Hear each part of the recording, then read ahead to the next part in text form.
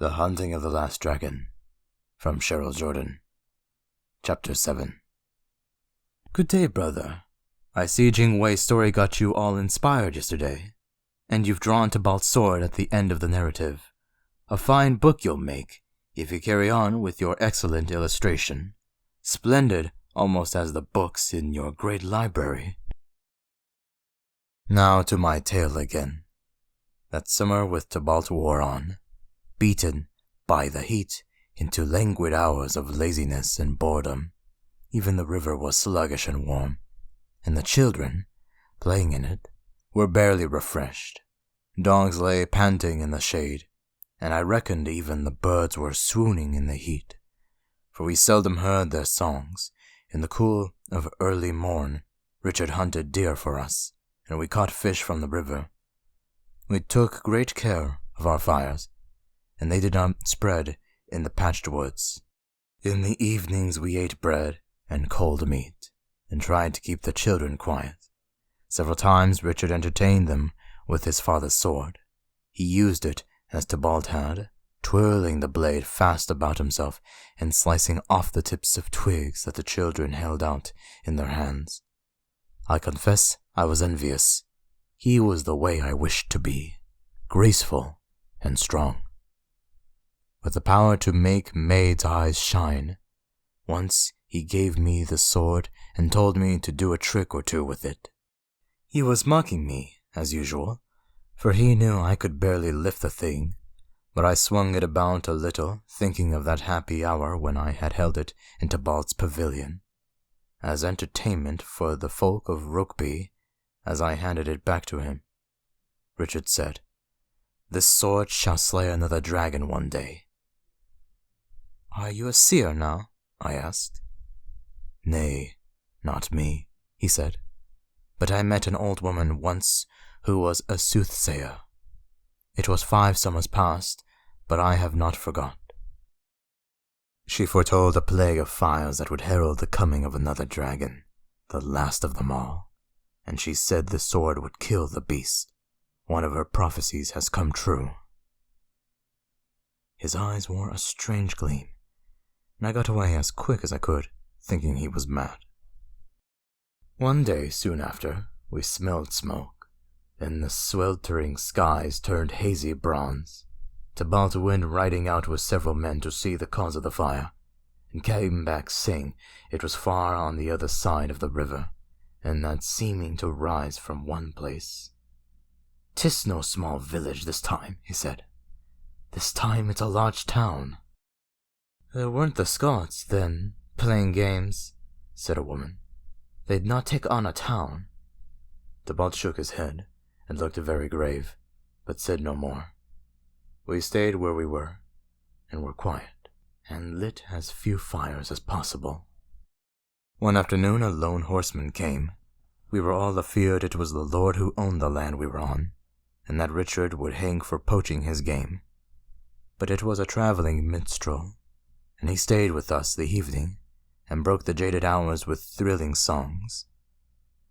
He also had stories that disturbed, accounts of towns and villages and harvest fields turned utterly to ash. These he had seen with his own eyes.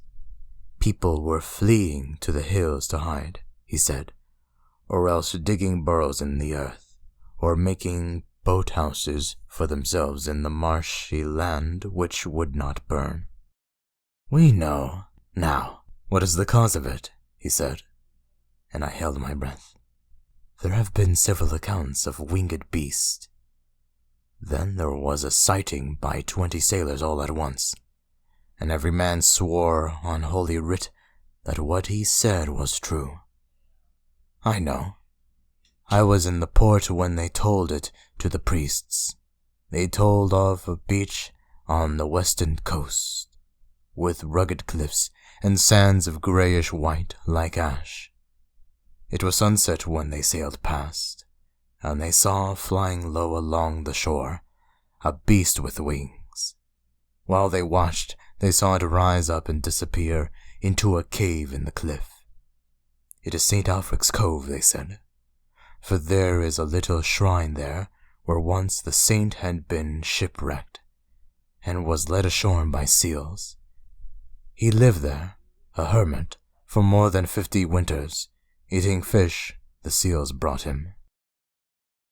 "There must have been a dragon egg missed during the great searches," said Tybalt, his face grave. We were sitting around a single fire, for the children had gone to bed, and we were picking the last of the bones and drinking ale. My father said dragons are 50 years in the shell, and the young beasts are fledglings, a dozen years or more, afore they can fly any distance. There must have been just one egg that survived, perchance even more. "There is only one dragon," said the minstrel.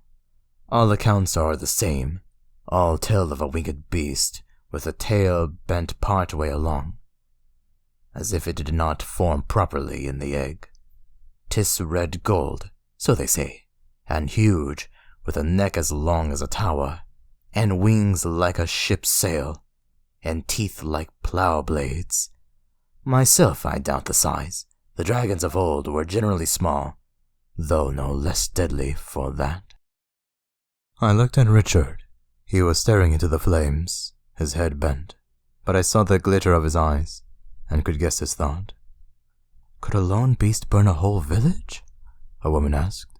The minstrel picked up a handful of dust, letting it trickle through his fingers in the firelight like golden sand. "In the heat that plagues these present days," he replied, "a burning straw could set a whole city alight. The land is tinder dry, and if the summer goes on like this, and a dragon is about, then it has the power to burn half the kingdom." "But our good king will send his finest soldiers to kill it, for sure," said someone else. "Mayhap they're on their way as we speak." "Alas, there's no such plot," said the minstrel. "The king is busy at war with the French and the Scots, and has more than enough to worry on.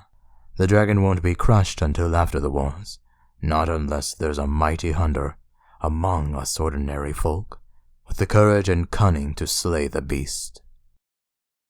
Gloom fell on us all, but I saw Richard's face lit up by the flames, transfixed and radiant, as if he had heard a summons. "Where is St. Alfred's Cove?" Richard asked. "Near what town?" "'Tis about 2 days' walk beyond the city of Twells," said the minstrel. "Though the villages of Crick and Seagrief itself is on the edge of the cliff overlooking St. Alfred's Cove, and the folk there keep a fire burning every night to warn ships away from the rocks. 'Tis a remote place, not often visited." Talk turned to other things. Soon after, I went to bed, curled up under Tybalt's wagon, and I was glad that Richard went on watch again. My dreams that night were terrible. The next day, the heat was worse. Not a breath stirred the leaves or the dust, and the air was taut as a bowstring, just afore the arrow is released. Tybalt said he smelled a storm, so one of the lads climbed a tree and looked beyond the woods, and spied black clouds brewing on the edge of the world. The air grew tenser still, and even breathing parched my throat. All our nerves were overstretched, for there were several fights. Mothers were sharp-tongued with their children, and the dogs were snappish. Everything shimmered in the heat, and the floor of Lizzie's cage was too hot to touch. I took her buckets of water, and she tipped them slowly over herself and became cleaner than ever, as well as cool a while. I begged a spare dress from one of the women, and Lizzie changed from her gray rags to a chestnut-colored garment that suited her well, though it was too big. Then, herself content, she craved me to look after the bear and cat as well. One of the younger lads had the task of tending them, but he was lazy about it, and I suppose the beasts were suffering. The bear, especially, was in bad shape. It would not drink, even when I risked life and limb for Lizzie's sake, and reached through the bars of its cage with a cup and poured water onto its lolling tongue. It did not move, There were maggots in its eyes and lips, and its mangy fur crawled with lice. "It's dying, I think," I said to Debalt. "Aye," he agreed, when he had been to inspect it. "It will be better killed, and we'll eat its meat." Lizzie was sorely upset when I told her. "It will be better for it to be killed today, Lizzie," I told her, "for 'tis suffering something terrible in this heat, and otherwise will die slowly of starvation and thirst." The lads cheered when Tybalt said the bear would be used for food that night, for they were all wrought up in the fine fettle for some fun.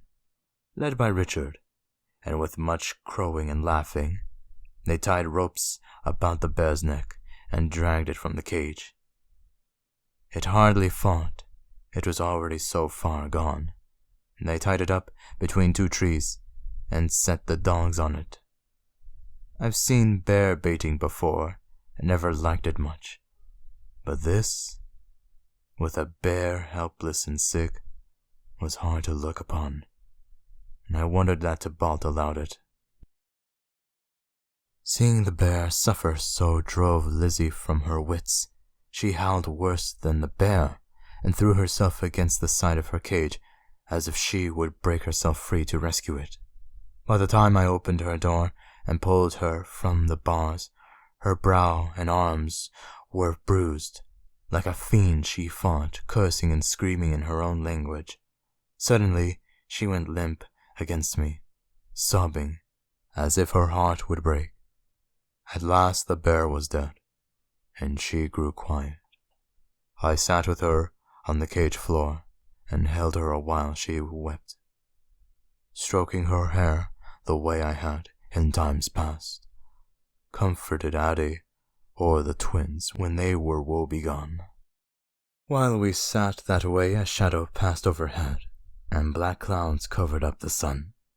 The heat eased a little, and thunder rolled. I looked up and saw Richard watching us. He had a feverish look these days, as if a secret, huge and mad, consumed him. Now malice and scorn were added to the frenzy, and it worried me. Soon after, while I was alone down by the river washing Lizzie's food bowl, he came and stood beside me and said, very soft, "She's a comely maid, when she's polished up." I said nothing, for I smelled evil on its way. "You must be leching for her, Jude," he went on. "And you must be daft," said I. "Come on, I've seen the way you are with her. 'Tis not to be shameful of. You've had a maid before, haven't you?" "Aye." I bent over the bowl, scouring it again with sand, though it was already clean. He crouched down by me, and I could feel him looking at my face, laughing. "Liar, Jude of Doran. But Lizzie, well, there's a maid for you first. Hapless and helpless and right grateful for you. She'd need no persuading." I stood up to walk away, but he gripped my sleeve, smiling. He was full of villainy. "If you won't take her, Jude, I may be tempted to myself. I've a mind to have a maid, afore I face hell." The bit about hell I didn't understand, but the rest of it was clear. A kind of rage befell me, and I lifted Lizzie's metal bowl and banged it down hard on the top of Richard's head. He didn't fall, but he looked mighty surprised.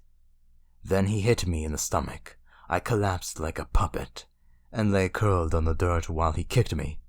People came to watch, some telling him to stop, others laughing and saying that for all his size, Jude of Doran was a right milksop. At last someone stopped Richard, and I was left alone to recover. I bled and spewed a bit, then cleaned myself up in the river, collected Lizzie's bowl, and staggered back to her cage. She said nothing at first, until I handed her the bowl, and she saw the dent in it. Then she said, straight-faced as a man, "'Tis a pity you had not gone down to empty my privy bucket, Jude, it would have fit over his head nicely, and not have been dented." "Richard isn't worth a turd," I said, and she laughed. I laughed with her, and it was good, that mirth, for it eased the hurt in both of us. And while we laughed, the storm broke, and rain began to fall, heavy and hard. I locked her cage door, a small act I had grown to loathe, and pulled the cover across. One corner I left folded up, so she could watch the children dancing in the downpour. Everyone went mad in the thunderstorm. By God's soul, it was a blessed relief. I stood out in it, face upturned and washed of dust, cool water on my tongue and throat, and all of me baptized with rain. All evening it rained, and I went to bed in Tybalt's wagon with his family, since the ground outside was running mud. Richard said he would go on watch that night, though his father said there was no need. A dragon wouldn't see past its own smoke. In this storm, Tybalt said, but Richard got his knife and bow anyway, and a heavy cloak, and went out into the teeming dark. At some time in the night I woke, and for one blessed moment I thought I was home again, with my family breathing all around. But the rain, instead of landing quiet on the thatch, was drumming on a wooden roof, and that made me remember, and the pain crushed down on me again. I slept, and had a dream that Richard came inside and bent over me to strangle me. I awoke sweating and hot, and needed to let out some of the evening ale. Quiet, I pulled on my boots and went outside. All was hushed, for the rain had passed, and a full moon sailed, ship-like, between the rolling clouds. I went down to the river, and on my way back looked over to Lizzie's cage. The cover had been pulled off, though I could see little else in the shadows beneath the trees. My hand reached for her key tied to my belt. It was not there.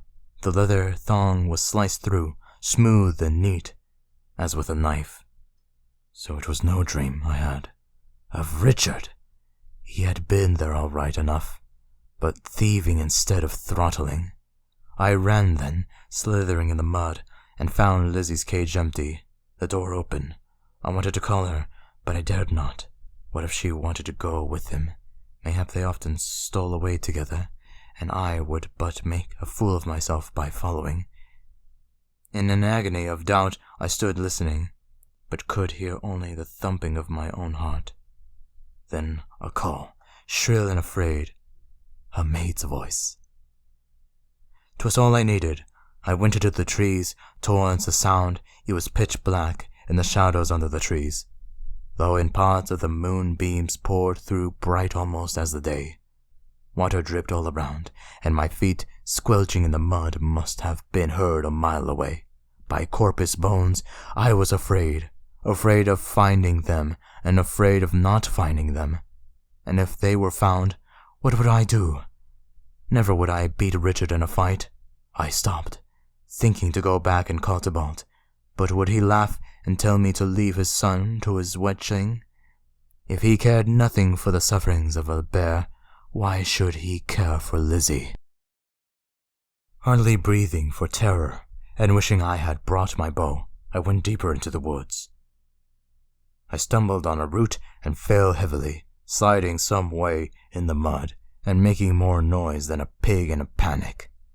As I got to my feet, I had half a mind to go back anyway, and trust to fate that Lizzie was willing with him.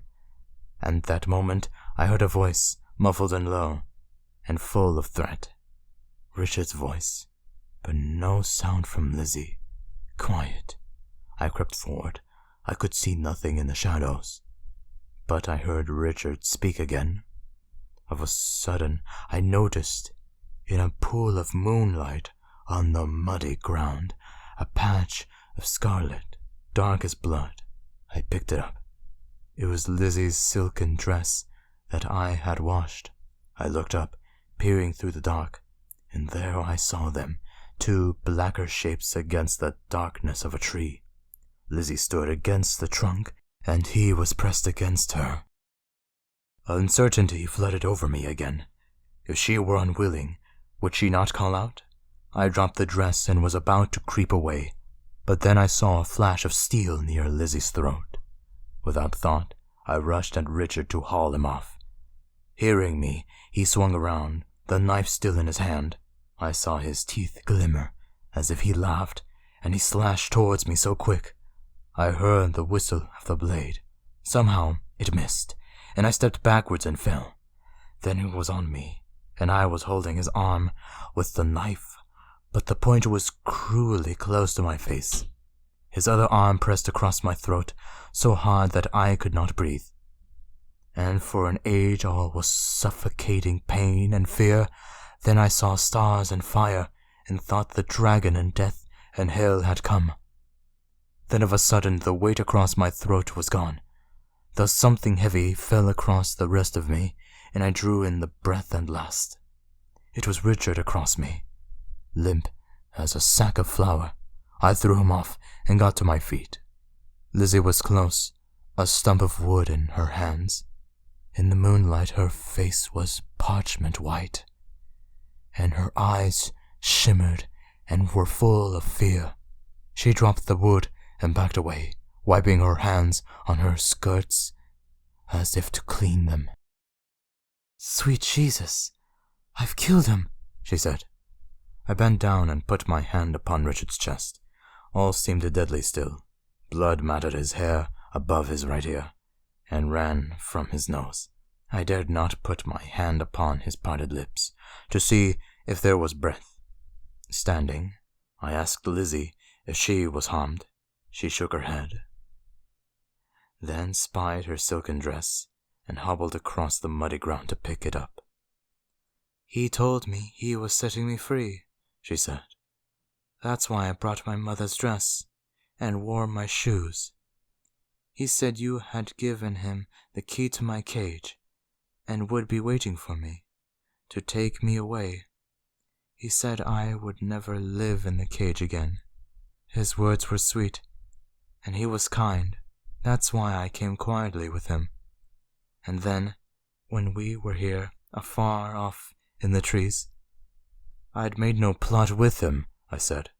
"He cut your key from my belt while I slept, but I woke after, saw your cage open, and came to look for you." At that moment, we heard a shout, and the barking of dogs. I looked towards our camp, but could see nothing.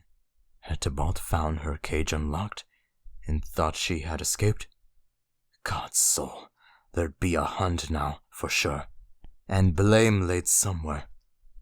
And as for Richard, lying like a corpse. "They'll hang me for murder," whispered Lizzie, looking at him. Richard groaned just then, and moved a little. Dogs barked and howled, coming near. Without thought, I swept Lizzie up into my arms and ran. And as I ran, clouds covered up the moon again, and rain began to fall. And I remember thanking God, for it meant my footsteps would be lost in mud, and no one could hunt us down. Like a nightmare it was, that flight. I could see nothing for the darkness and the rain, and thought Lizzie was a little thing. She was heavy after hours of carrying, with the wetness in our clothes weighing us both down, and the mud ankle-deep at times. Sometimes I could have sworn I saw wolves' eyes shining at us through the rain, and once we heard something huge, a beat, possibly, crashing through the woods alongside of us. We stumbled into trees and rolled down banks, and 100 times I slipped and fell, hurling us both, and all the while we were driven on by the dogs howling like fiends in hell. And on that fiendish note, I think I shall end for today, Brother Benedict. I hear the bells tolling for prayers. A peaceful note, after my tale's terror. What, you want me to go on? Well, it is tempting to, and such kindly devotion to your task is mostly commendable. But I did plight my word to the abbot that I would never keep you from your prayers. So off with you, Godspeed. I swear I shall not start again without you.